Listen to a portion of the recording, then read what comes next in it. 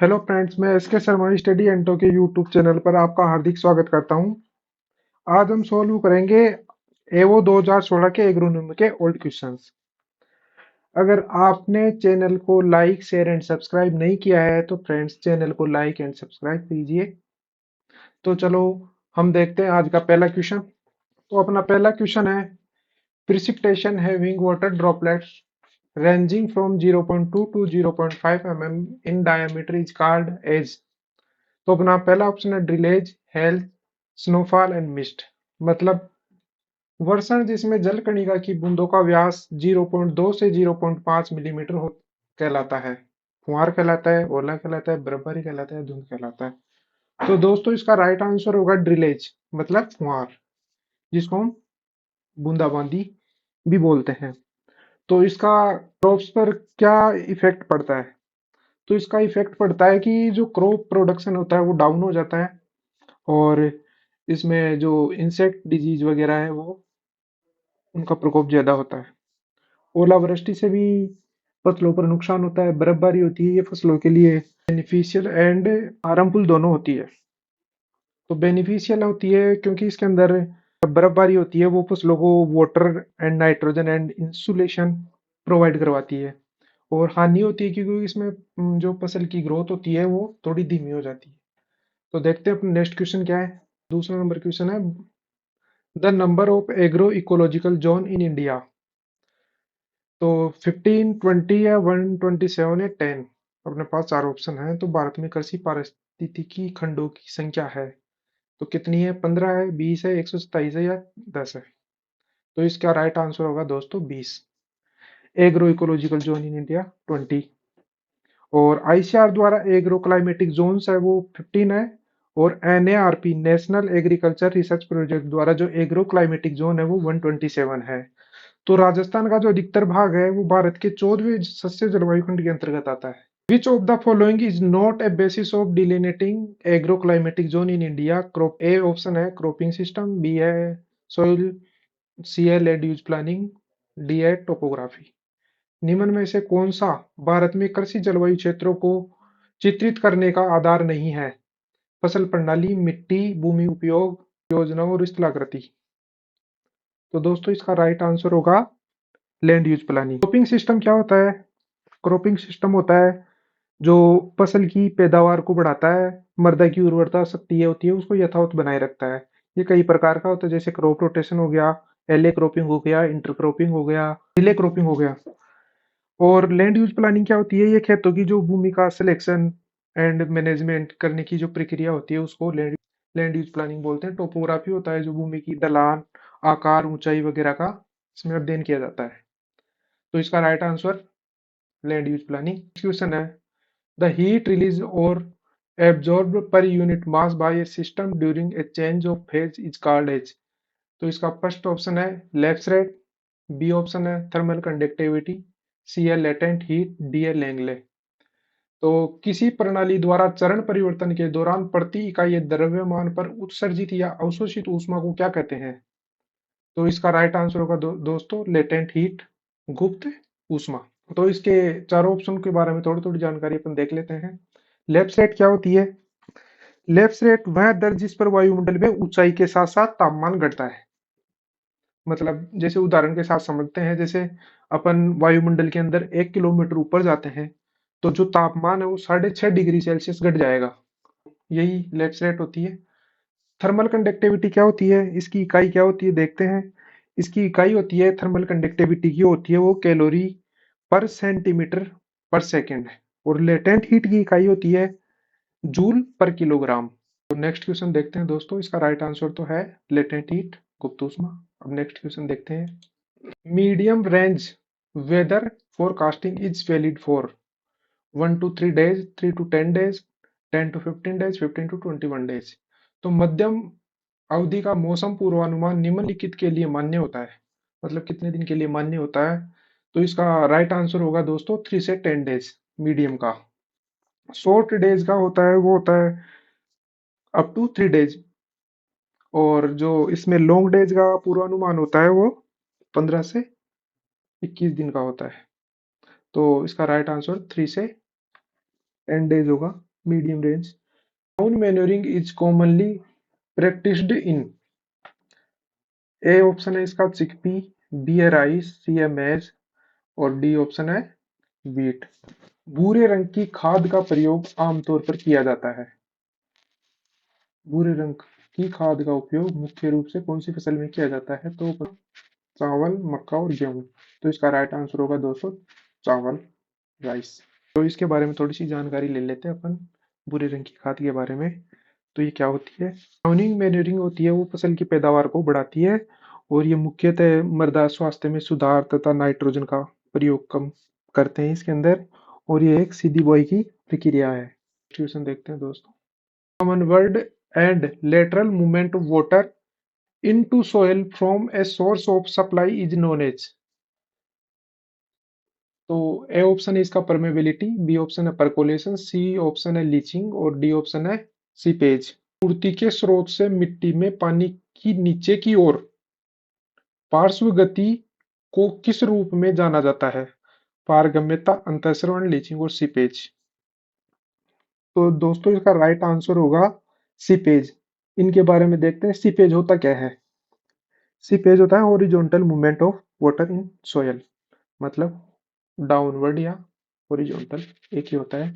तो downward and lateral movement of water. B option leaching क्या होता है? लीचिंग होता है downward movement of water in saturated condition. Percolation होता है downward movement of water in unsaturated condition. और परमेबिलिटी होती है मिट्टी की वह क्षमता जिसमें पानी या अन्य तरल पदार्थ आसानी से गुजर सकता है। नेक्स्ट क्वेश्चन है 8। तो if the net amount of irrigation is 8 centimeter and the field efficiency is 75%, the gross amount of water to be applied to the field is, A option है 10.66 सेंटीमीटर, बी ऑप्शन है 9.30 centimetre, सी option है 6.00 centimetre, D option है 5.33 centimetre. यदि सिंचाई की शुद्ध मात्रा 8 centimetre है और क्षेत्र दक्षता 75% है तो खेत में लागू किए जाने वाले पानी की कुल मात्रा होगी। तो 10.66 सेंटीमीटर, 8.75 सेंटीमीटर, 9.66 सेंटीमीटर और 8.75 सेंटीमीटर। दोस्तों इसका राइट आंसर होगा 10.66 सेंटीमीटर। एक न्यूमेरिकल है जो सिंचाई वाले टॉपिक में से आया हुआ है। तो इसके ऊपर अपन जब नेक्स्ट वीडियो लाएंगे तो इसका न्यूमेरिकल भी करके देखेंगे कैसे क्या होता है। Example of partial root parasitic weed, Loranthus, Orobanche, Cuscuta और स्ट्राइगा। आंशिक जड़ परजीवी खरपतवार का उदाहरण लोरेंथस, ओरोबंकी, कस्कुटा, स्ट्राइगा। इनमें से कौन सा है? तो इसका राइट आंसर होगा दोस्तों स्ट्राइगा। स्ट्राइगा क्या है? आंशिक जड़ परजीवी खरपतवार है, यानी पार्शियल रूट पैरासाइट खरपतवार है। लोरेंथस है, लोरेंथस है अर्ध तनाव परजीवी खरपतवार है, क्रॉप्स में लगता है, जो होती है चाय कॉफी में लगता है। ओरबंकी होता है वो पूर्ण जड़ परजीवी खरपतवार है जो सोलेनेसी परिवार व सरसों चना आदि में लगता है। कस्कुटा है दोस्तों वह पूर्ण तनाव परजीवी खरपतवार है जो रिंजगा, अलसी और नाइग्रा में लगता है। In which of the following crops imazethapyr herbicide is used to manage weed in standing crop? तो ए ऑप्शन है व्हीट, बी है मस्टर्ड, सी है क्लस्टर बीन, डी है मेज। तो हिंदी में देखते हैं निम्नलिखित में से किस फसल में इमेजाथाई पर हर्बिसाइड का उपयोग खड़ी फसल में खरपतवार प्रबंधन करने के लिए किया जाता है? खड़ी फसल के अंदर कौन से हर्बिसाइड का प्रयोग इन चार ऑप्शनों में से दी गई फसलों में से किया जाता है? तो इसका राइट आंसर होगा दोस्तों गंवार। मतलब खड़ी फसल के अंदर हम इमेजाथाई पर का हेर्बिसाइड का उपयोग कर सकते हैं। तो नेक्स्ट क्वेश्चन देखते हैं दोस्तों। The ratio of annual precipitation to potential evapotranspiration for semi arid region is less than 0.05, 0.05 to 0.20, 0.20 to 0.50, 0.50 to 0.65। यानी अर्ध शुष्क क्षेत्रों के लिए वार्षिक वर्षा और संभावित पासपोर्ट सर्जन का अनुपात क्या होता है?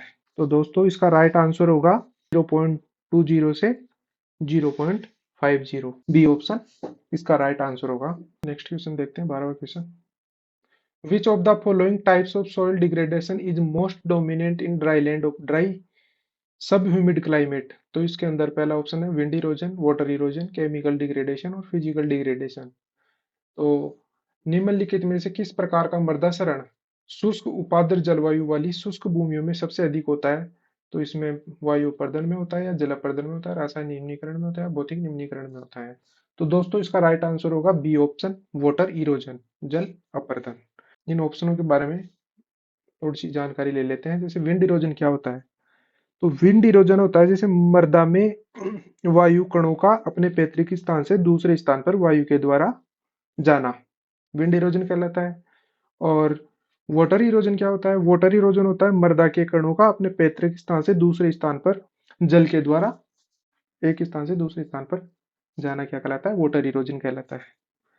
केमिकल डिग्रेडेशन क्या होता है?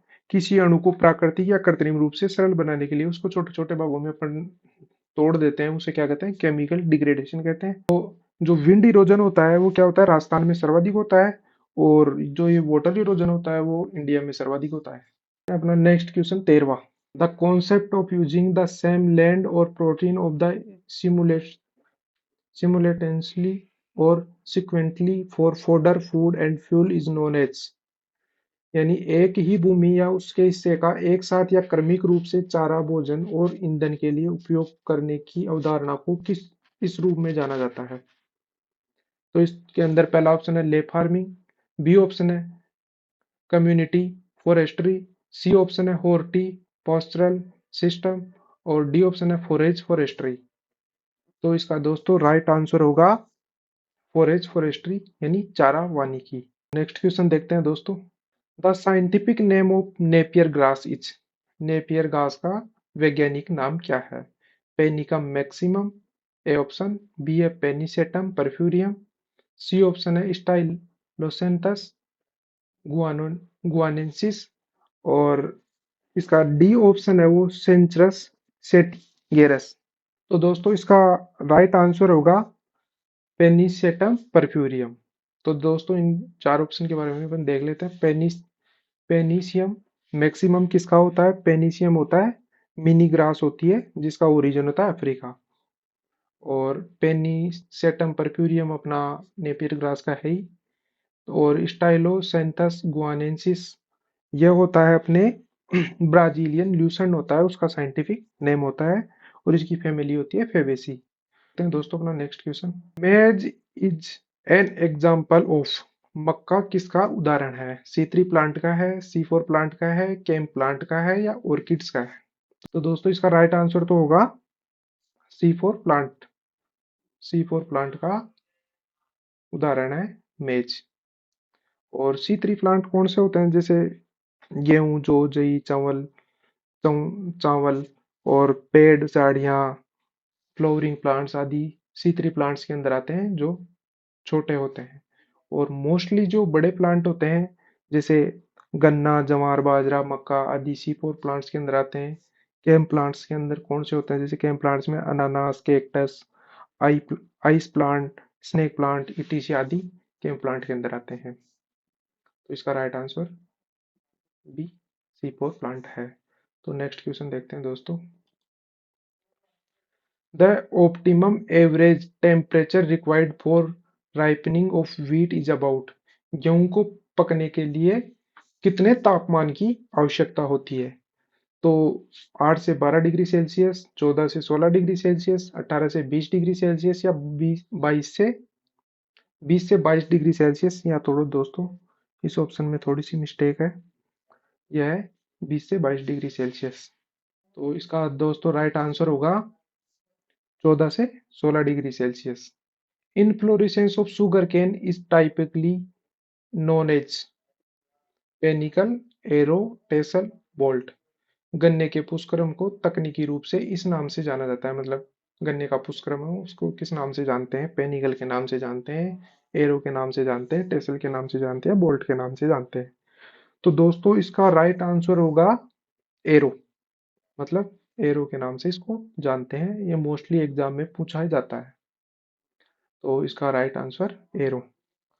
जो पेनिकल होता है वो चावल का होता है, एरो अपने गन्ना का होता है, टेसल होता है वो मक्का का होता है। ये भी मोस्टली एग्जाम में पूछा जाता है, तो दोस्तों इस क्वेश्चन को याद रखना, ये बहुत मोस्ट इंपॉर्टेंट क्वेश्चन है। देखते हैं next question. Which of the following variety of barley is recommended for late sown and unirrigated condition of Rajasthan? R D 2035, R D 2552, R D 2508, R D 2592।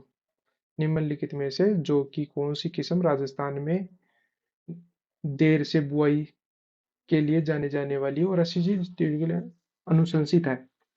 तो इस किस्म कौन सी है, तो देखते हैं दोस्तों। ये वाली वेराइटी है are D 2508, C.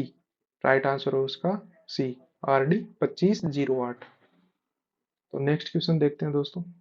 Seed soaking of पर millet with sodium sulphate solution. तो ए ऑप्शन इसका साल्ट टॉलरेंस, बी ऑप्शन है डिजीज रेजिस्टेंट, सी ऑप्शन है अर्लीनेस और डी ऑप्शन है ड्रॉट टॉलरेंस। यानी बाजरे के बीजों को सोडियम सल्फेट के घोल में भिगोने का क्या उद्देश्य है? तो इसका राइट आंसर होगा दोस्तों साल्ट टॉलरेंस, नमक सहनशीलता, या इसको नमक सहिष्णुता भी बोलते हैं हिंदी में, और इंग्लिश में इसका साल्ट टॉलरेंस। तो इसका राइट आंसर होगा ए साल्ट टॉलरेंस। तो दोस्तों आज का वीडियो आपको कैसा लगा? तो आज हमें एओ 2016 के पेपर के ओल्ड क्वेश्चन है वो सोल्व किए हैं। और अगर आपका कोई क्वेश्चन होता है तो आप हमें कमेंट बॉक्स में बताएं। अगर आप वीडियो को लाइक शेयर एंड सब्सक्राइब नहीं किया है तो हमारे वीडियो को लाइक शेयर एंड सब्सक्राइब करें। Keep watching study and talk. Thank you friends.